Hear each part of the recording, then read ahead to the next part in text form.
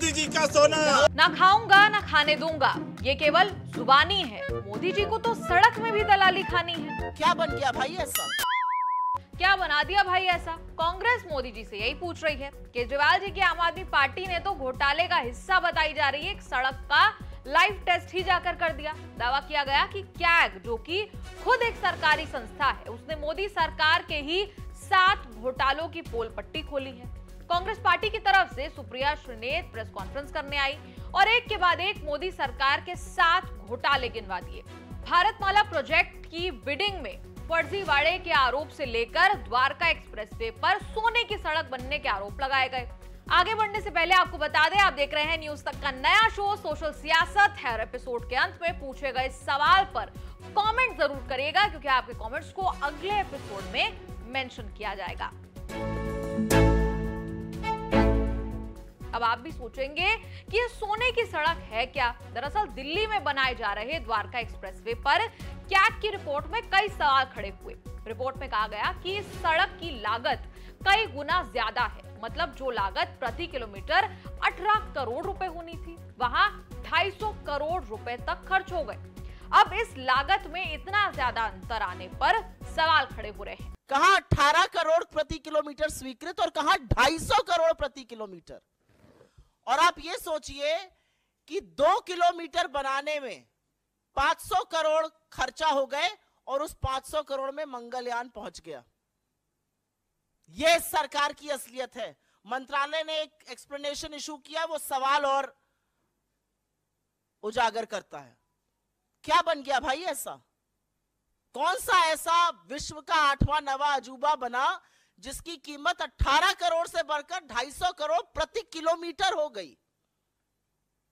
अब ऐसा हाईवे बना हुआ जिसमें आप चेहरा देख सकते होंगे, अन्यथा तो इतना कीमत बढ़ना बड़ा मुश्किल का काम है। अब ये 250 करोड़ प्रति किलोमीटर की सड़क कैसी दिखती है, इसका लुत्फ उठाने आम आदमी पार्टी के कुछ नेता द्वारका एक्सप्रेसवे पहुंच गए और वहां जाकर उन्होंने लाइव टेस्ट कर दिया। सोना, मोदी जी का सोना, मोदी जी का सोना, भ्रष्ट सरकार का सोना।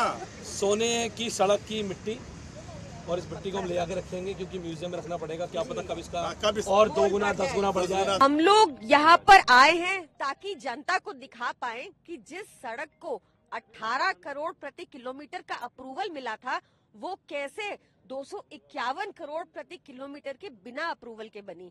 यहाँ की मिट्टी हम लेकर जाएंगे, हो सकता है आने वाले दिनों में ये सोना बन जाए। मेरे देश की धरती सोना उगले उगले हीरे मोती।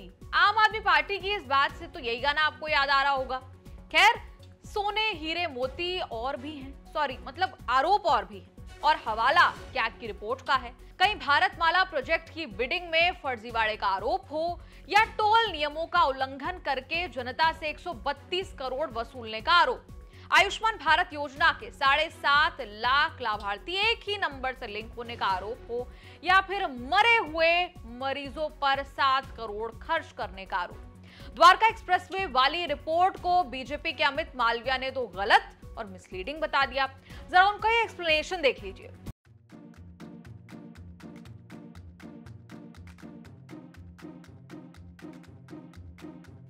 इस एक्सप्लेनेशन के बावजूद आप जानते हैं कि सोशल मीडिया कितना तेज है, आग फैल चुकी है। कांग्रेस के गौरव पांधी ने ट्वीट करके कहा, ये देखिए जो आप टैक्स सरकार को देते हैं उसका क्या होता है।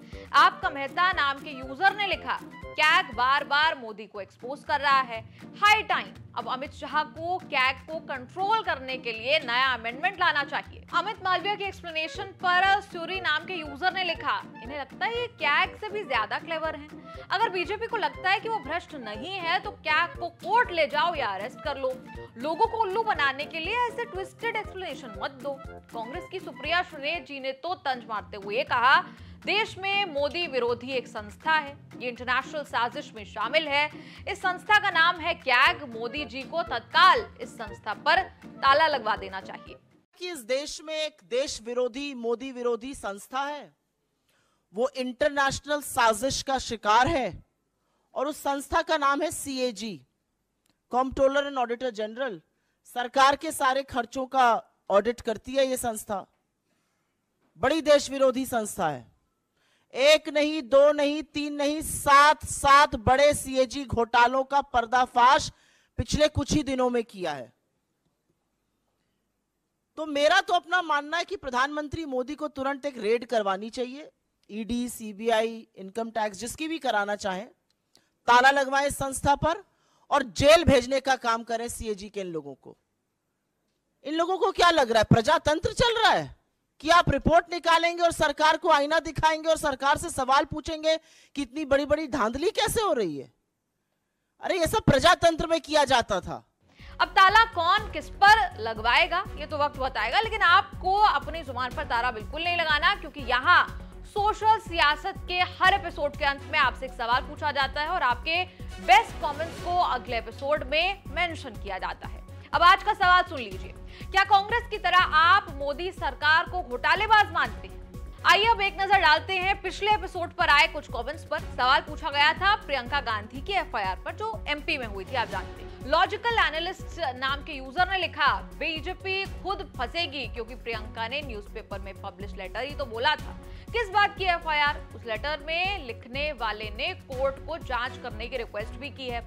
अब झूठ बोलने वाला जांच की डिमांड तो करेगा नहीं, तो जांच होने दो, सब साफ हो जाएगा।